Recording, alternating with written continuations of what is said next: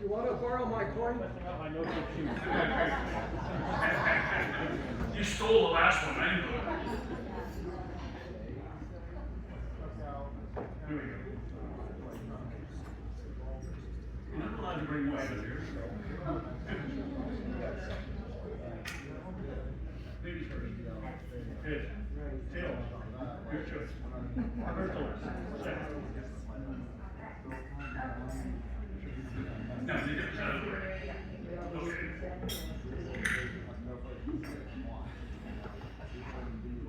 Bear with me while I make an adjustment here.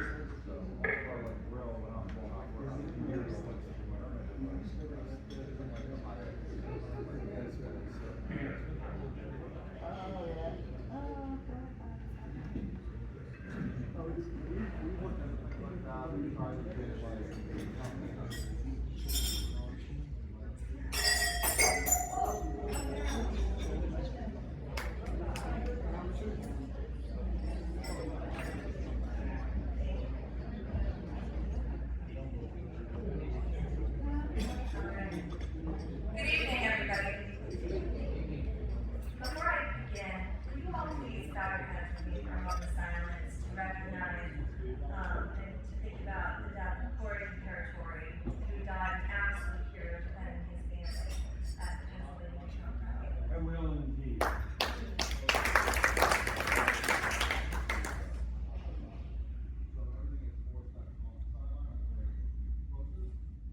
Thank you. I appreciate you all being here tonight.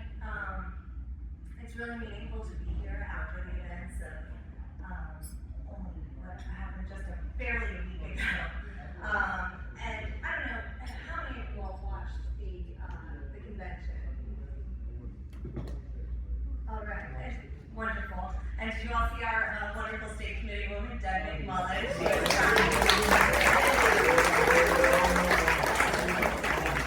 She did an amazing job representing Charlotte County. But I think you all can understand the overarching theme of that convention was unity. And I hope that after August 20th, we can all come together as good Republicans to support every single Republican nominee.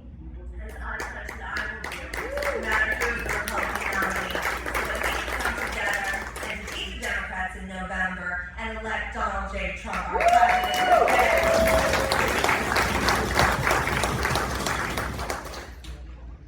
Now, for those of you who don't know me, my name is Vanessa. I was very fortunate to grow up here in Charlotte County. I'm a proud graduate of Charlotte High School, and I am proud to have returned here to Charlotte County with my husband to grow our businesses and raise our families. I am your hometown conservative Republican choice for State Representative District 76.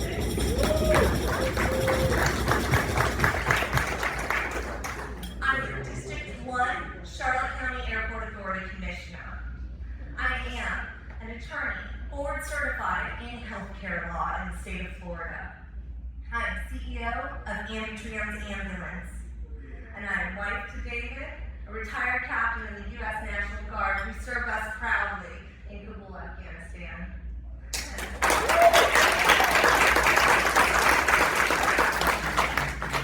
And not least of all, I am the proud mother of Catherine, James, and Julian Oliver.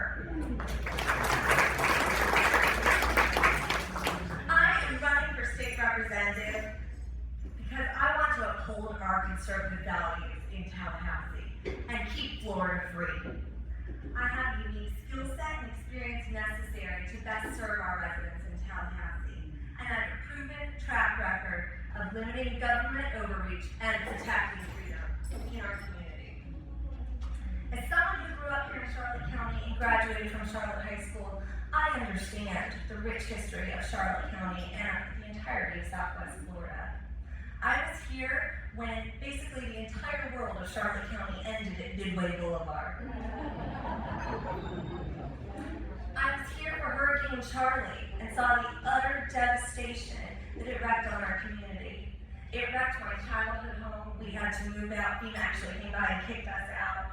And I was here for the long road to recovery, and I'm so proud of how far we've come as a community. I've been here throughout the double whammy of COVID and Hurricane Ian, and seen us come out stronger on the other side through our unity as a community. And because I have such deep roots in this community, you know that I'm going to be here for the long haul. My husband and I are raising our 3 children here, and we have a vested interest in ensuring the continued success of Charlotte County.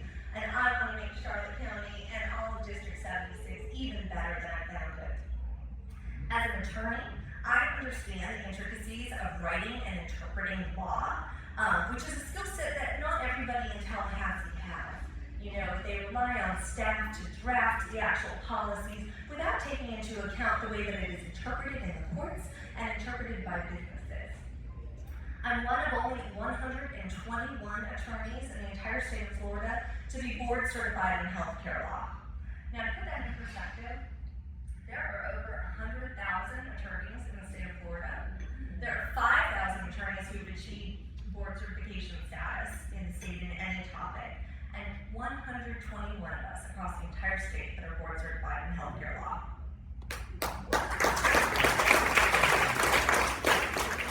Now, 2/3 of the state's budget is made up on healthcare and education. Don't you want someone who understands the intricacies of healthcare law up there representing you so that we're making sure that we're spending that money efficiently on behalf of the taxpayers? If I am elected to Tallahassee, I promise that I will make sure that we are spending our taxpayer money wisely. As CEO of a multi-county business with over 250 employees, I know how to manage people.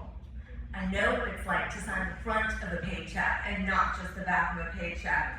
And I know how to balance a budget. Just like in Tallahassee, I can't go into the red in my business. And I'm going to take that same skill set up to Tallahassee to make sure that we are balancing our budget every year as required by Florida law. And most importantly, I understand how mandates that come out of Tallahassee impact real people, how they impact our businesses, how they impact our residents, how they impact our grandmothers and our children. And I promise that I will never forget where I come from if elected, and my door will always be open to hear you. Now, my elected experience. As your airport commissioner for the past 4 years, I have a proven track record of commitment to conservative principles. I have fought to protect private property rights against eminent domain. I have fought for small manufacturing companies. I have fought for term limits for commissioners. And I have fought against government overreach. I am not going up to Tallahassee to just push a button. I am going up there to represent our constituents and uphold these conservative values. My proudest achievement, though, as a member of the Charlotte County Airport Authority, is the collaboration between the state, our great state representative Spencer Rich, the school board, Kim Montry, and the airport authority. We all worked really hard together to bring an aviation mechanic program to our technical college. So we're expanding the VOTEC Center and expanding technical training to our students here in Charlotte County. Kim Montry and I went up to Tallahassee numerous times together to advocate for funding for this training for our students. And thankfully, between Spencer Roach, my dad, Senator Albritton, everybody was on board because they know that this program is going to reap such dividends for us here in the community and help our students get great paying jobs without having to go seek a 4-year college degree. They can stay right here and have the majority of their programming paid for and graduate making like $70,000 as a high school graduate right here in Charlotte County. And I'm so proud to say that at our very last airport authority meeting, the last vote that we took was to sign a lease with an aviation mechanic repairing company. So our students who are graduating from this A&P program are going to be able to stay right here in Punta Gorda with great paying jobs, and it's just going to be amazing for our students.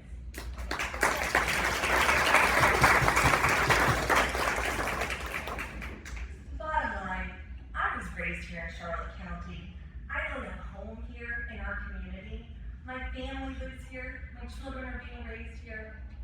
I'm invested in the success of our entire community, and I'm fully aware of the problems that our community faces, because I face them too in my own household. But I promise, if elected to the State House of Representative, I'm going to work hard every single day to be the solution to our shared problems. So for that, I ask for your vote on August 20th. Thank you all so much.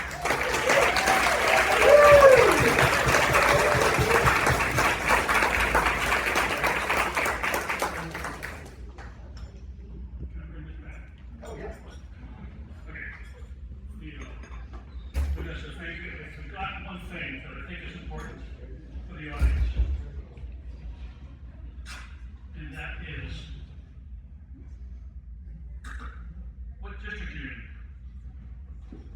I mention that because this is the redistricting they ended up with. So when you take a look, I've had districts that show with the city and the school board, the county, and everything else. But this is your District 76. You'll notice that it's part on the southern end here, southwest of southeast Charlotte County, the north part of Lee County and DeSoto County. That's District 76 is the redistricting, and that's what these two are applying for.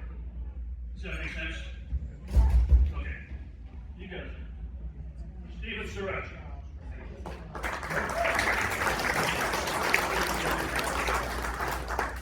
Hold on, how am I messing it up? You sure did.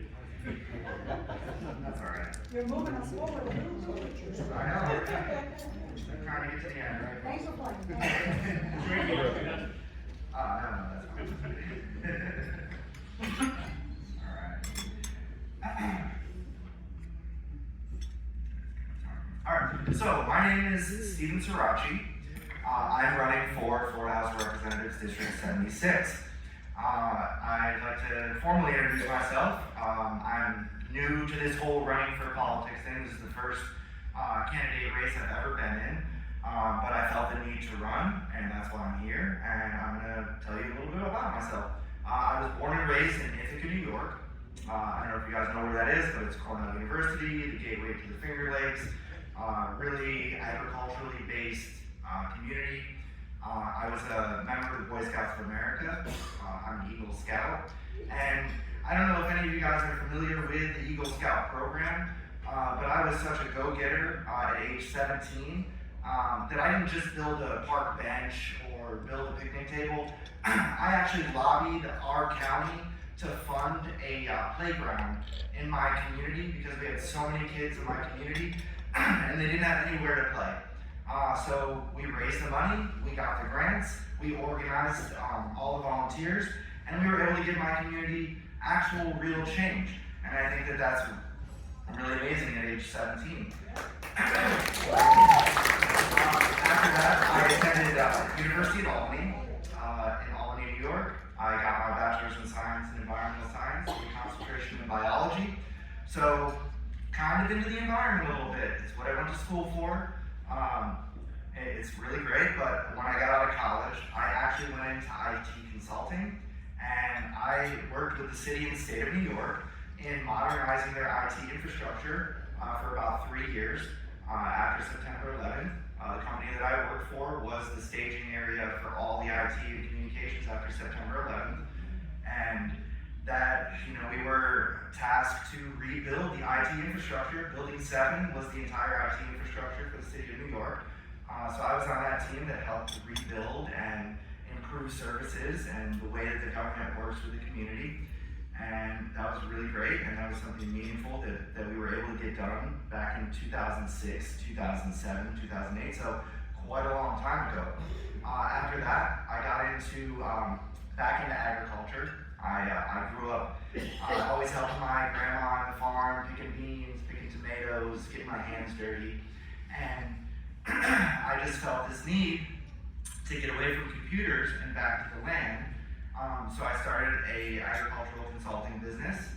We were focused on advancements in agriculture, hydroponic technology, sustainable food, locally produced, that's clean, good for the community.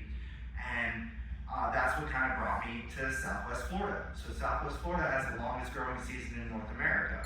And when I got here, I started working for this company, Southwest Florida Produce, the owner's over there, Elizabeth. And what we would do is we would go around to all of these really small local farms, and we would talk to the farmers and figure out what we could do to help. They were sitting on product they couldn't sell, they weren't big enough, they didn't have enough of this or that. So what we did was we'd shoot promotional videos for them, we'd try to build up their farm, and then we would try to get that product to market for retail customers, which would make them more money and help these farmers. Because in this district, sorry, the map's gone. But in District 76, we produce over $400 million worth of agricultural goods every single year. And what a lot of